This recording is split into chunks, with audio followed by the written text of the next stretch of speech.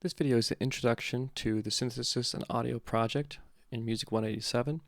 I'm just going to show you how to set up the Pro Tools session, save things correctly to a folder, and show you what these little tools are here that we're going to be using. So let's go ahead and do that. First we're going to open up Pro Tools. And after we open it up and make the correct settings, we're going to save everything to the desktop.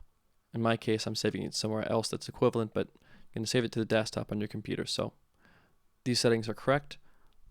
Broadcast wave file, 24-bit, sample rate 44.1. Okay, I'm going to create a new blank session. Now I need to give it a name.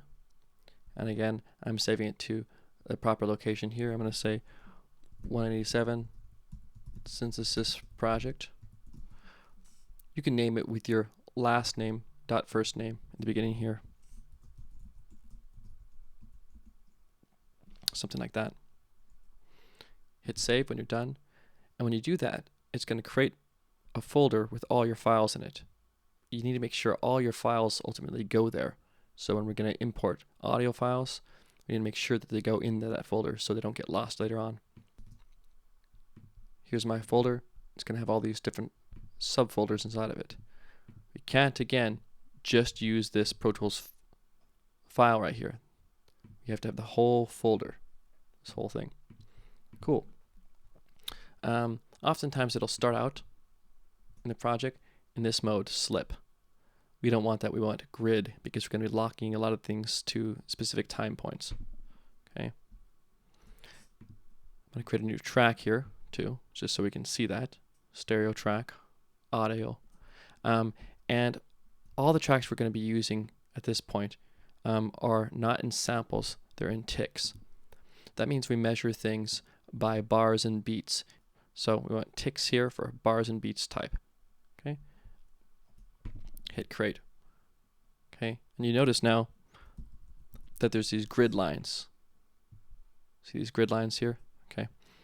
That's this grid mode. If you don't see anything, you might have this grid part turned off. Click that on.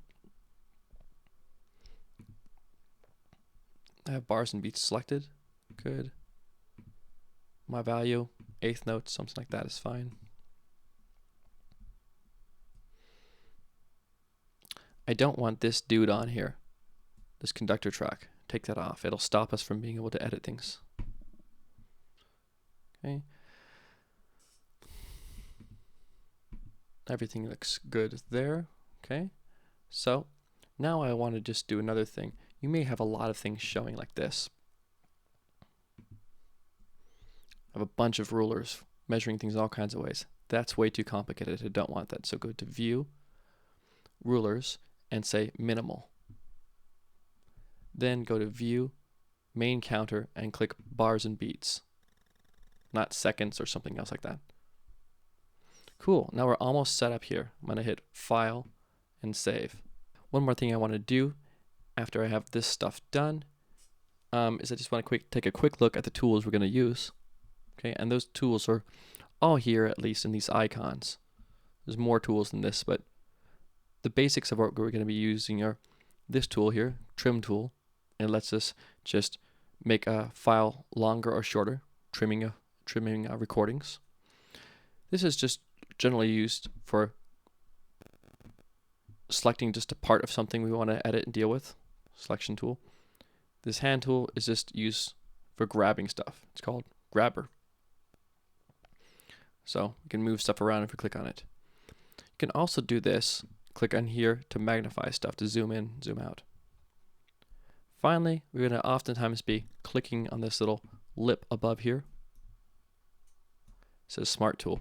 If we click that, it allows us to use all three tools here, depending on where we are next to our recordings. Okay, that's it for the introduction.